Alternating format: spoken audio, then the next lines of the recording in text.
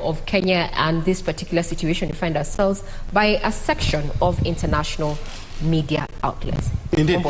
And Ray, let me pick it from where you started out when you talked about how the media has carried itself through all the electoral process and through the petition itself. Yeah. And you bear me witness that a lot of Kenyans talked about media letting Kenyans down the day that we started tallying the results, you know. We did a very good presidential and gubernatorial debates, but we were not as united or as one cohesive unit when it came to the tallying process, and which would have helped a lot of Kenyans cool their nerves. But away from that, the election itself and the petition, I would say we as media have carried ourselves in the best way so far.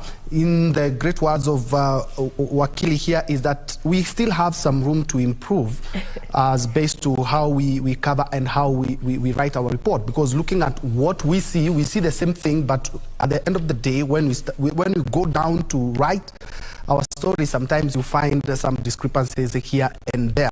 That said, the media also will be keen, and Kenyans will be keen to see how after this we do carry ourselves, because at the end of the day, you have had America talk about it, many countries, but they have to rely on the media, because if you don't show it, if you don't write it, if you don't present it out there, no one will know exactly what is happening in the country.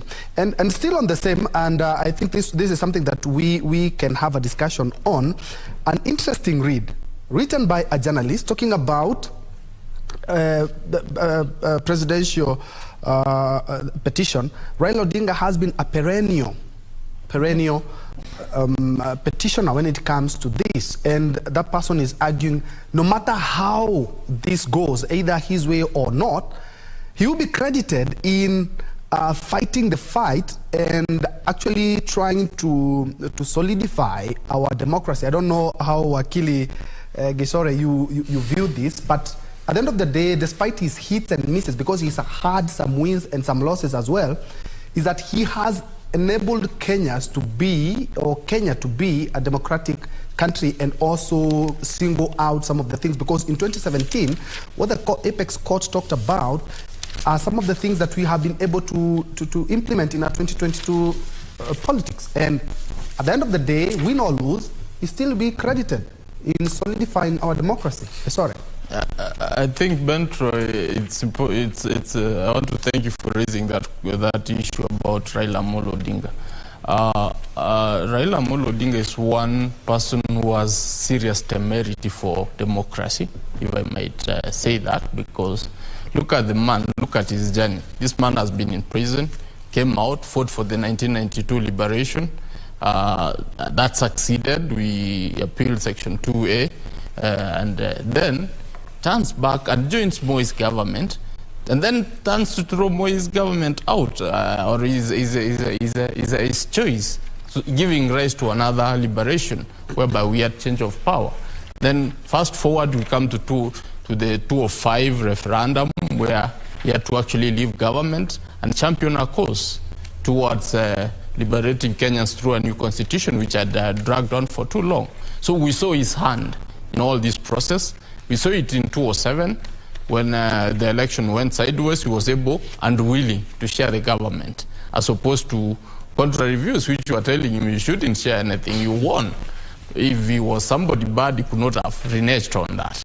He actually stands out as a statesman and says, Kenya first. I choose Kenya. I fought for this because I love Kenya, because I want to see a better Kenya. So if sharing the government with Moi Kibaki is something which is going to give us prosperity, is what I will do. And that happened. We ended up having the 2010 constitution, which is very robust, which we are enjoying. He has actually even gone in to bolster that particular constitution by going to court severally to test the limits, to actually be able to portray that this constitution has got to be tested to every end so that we can be able to have a better country. In 2013, he was in court. He lost. And I said, okay, we will obey, we will obey. Come 2017, he actually succeeded.